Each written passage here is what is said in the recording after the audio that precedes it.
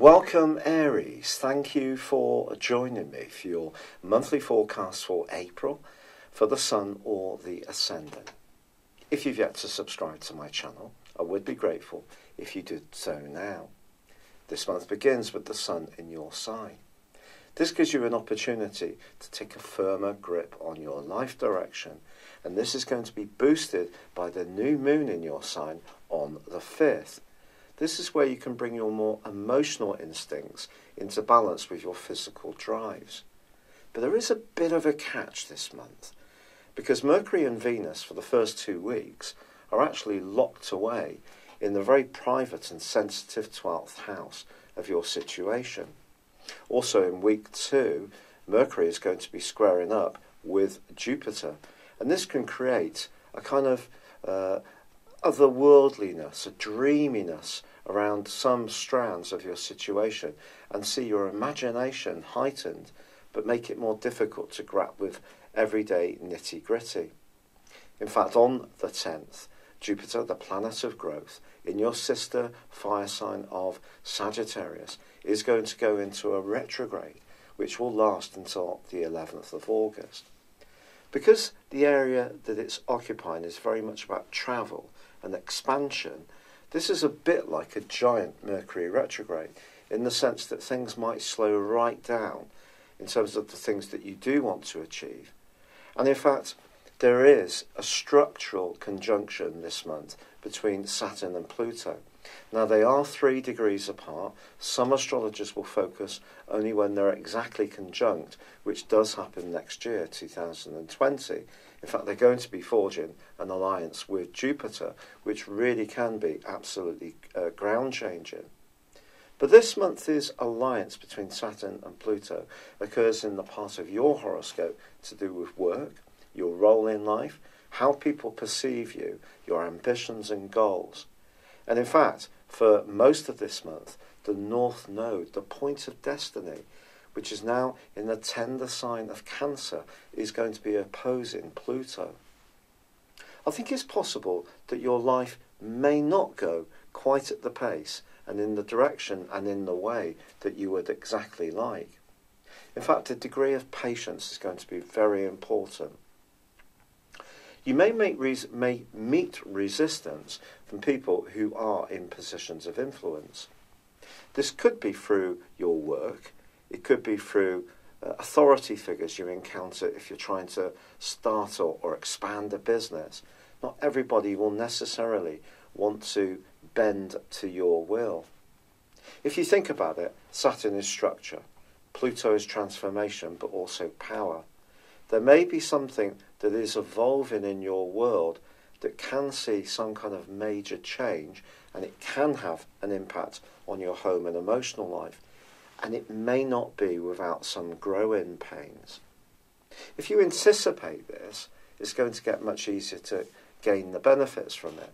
In fact, towards the latter part of week 2, both Venus and Mercury are forging a very fine link with Pluto, which suggests that if you tune into your instincts and you let them guide you, that can be a very smart thing to do.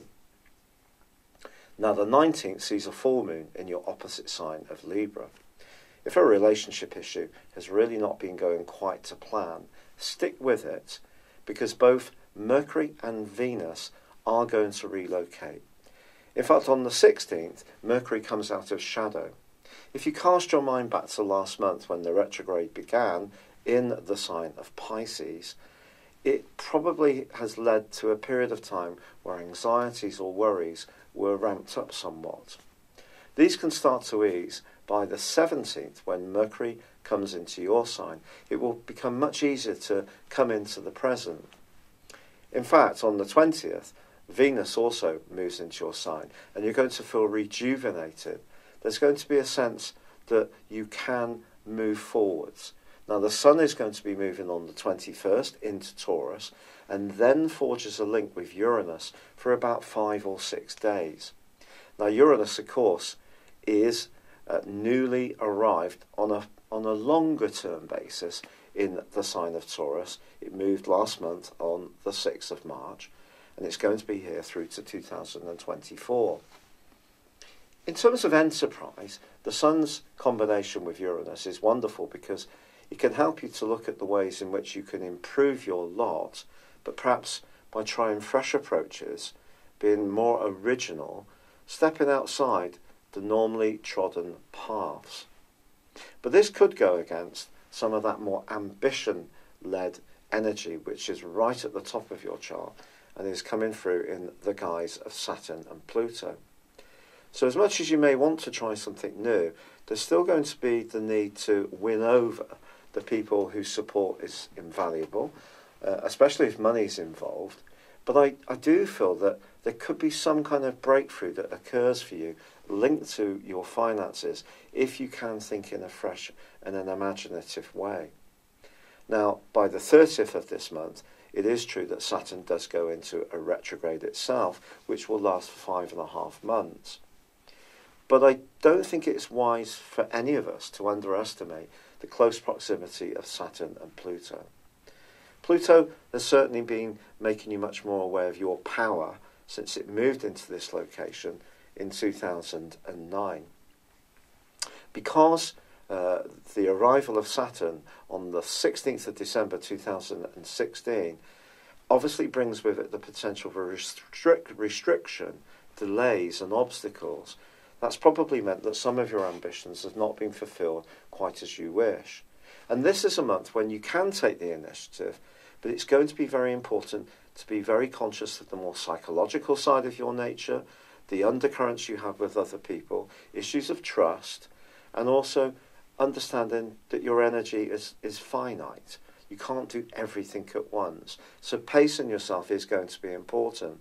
But in the last 10 days of April, it can be a time when you can concentrate more on firming up the resources that you have, becoming much more conscious of the values you possess, making progress with the things you have started earlier in the month, or putting more energy and effort into longer standing strands which are well established but perhaps would benefit from a little bit of tender loving care.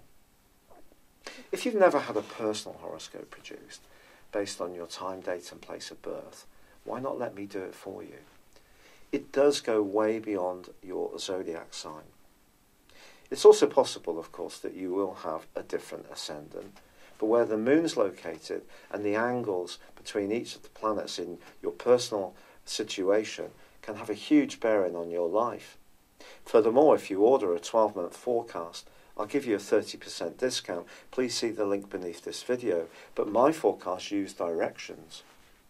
This is where I advance your horoscope from the day you were born through to where all the planets have moved to now on the basis of 1 degree for every year of your life. This is a much more modern way of analysing your current situation. For sure, I still use transits, but directions in a very detailed survey in the astrological community came up tops for accuracy. It's quite astonishing. You will see that your planets have moved on from when you were born.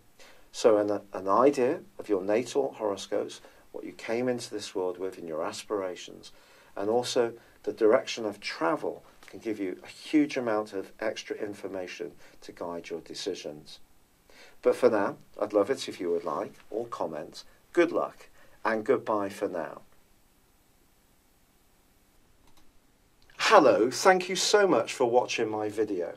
I'd love you to join me at my Horoscope Ace app. You can find this at www.horoscope-ace.com. You can use it through Android, iOS, Apple or Facebook. Check out your ascendant or your moon sign or download your free birth chart. There's all your favourite videos, plus there are daily, weekly, monthly and yearly horoscopes for general, love, Chinese and Indian astrology. If your passion is tarot, there's my brilliant 3-card money or love tarot readings too. And it's all there at www.horoscope-ace.com. Thank you.